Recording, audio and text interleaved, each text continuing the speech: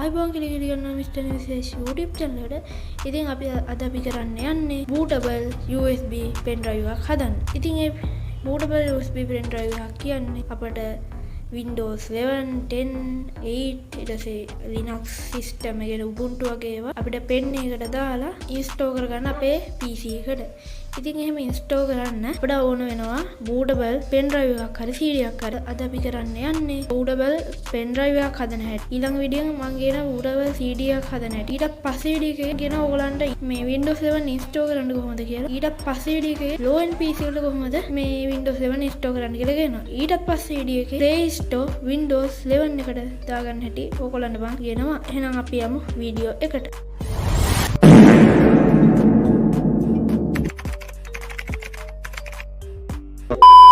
ඉතින් ඔයගොල්ලෝ මුලින්ම කරන්න ඕනේ ISO එක ඩවුන්ලෝඩ් කරගන්න එක. මම Windows 11 ISO එක තමයි ඩවුන්ලෝඩ් කරන්නේ. ඉතින් මම මේ සයිට් එකේ පල්ලෙහාට ඇවිල්ලා download Windows 11 disk image කියන තැන ක්ලික් කරලා එතනින් භාෂාව සිලෙක්ට් කරනවා. මම සිලෙක්ට් කරන්නේ English International. ඔයගොල්ලන්ට English පාවිච්චි කරන්න පුළුවන්. English International British language එක. ඒ කියන්නේ ඔයගොල්ලෝ දන්නවා ඇති American language එක පොඩ්ඩක් වෙනස්. ඉතින් ඔයගොල්ලන්ට කැමති භාෂාවක් දාලා මේක ඩවුන්ලෝඩ් කරගන්න පුළුවන්.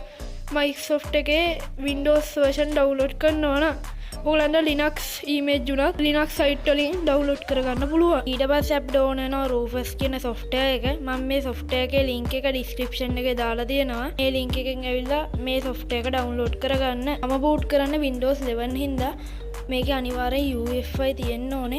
ඕගොල්ලන්ගේ UEFI නැත්නම් අනිවාර්යෙන් MBR දාන්න නැත්නම් boot කරාට install වෙන්නේ නැහැ. ඉතින් Windows 11 මම ඉදිරියට වීඩියෝ එකක් ගේනවා කිව්වා. MBR කියන්නේ UEFI නැතුව MBR වලින්ම boot කරන්න පුළුවන් විදිහට. ඉතින් ඕගොල්ලන්ගේ PC එකේ UEFI නැත්නම් මෙන්න මේ රතු පාටින් කොටු කරලා තියෙන GPT කියන එක ඔබලා MBR වලට මාරු කරන්න. ඕගොල්ලන්ගේ PC එකේ UEFI තියෙනවද කියලා බලන්න. මෙන්න මේ විදිහට. හරි මුලින්ම ඔයගොල්ලෝ කරන්න ඕනේ මෙන්න මේ පොඩි tool එක download කරගන්න. ඉතින් මේ tool එක download කරගන්න මෙන්න මේ website එකට එන්න ඕනේ. මම මේ website එකේ link එක පල්ලෙහා description එකේ දාලා තියෙනවා. ඉතින් මේක download කරේ portable version එක. ඔයගොල්ලන්ට ඕන standard version එක download කරන්න පුළුවන්. portable version එක download කරාම තියෙන වාසිය තමයි install කිරීමක් අවශ්‍ය නැහැ. ඒක click කරපු ගමන් open වෙනවා.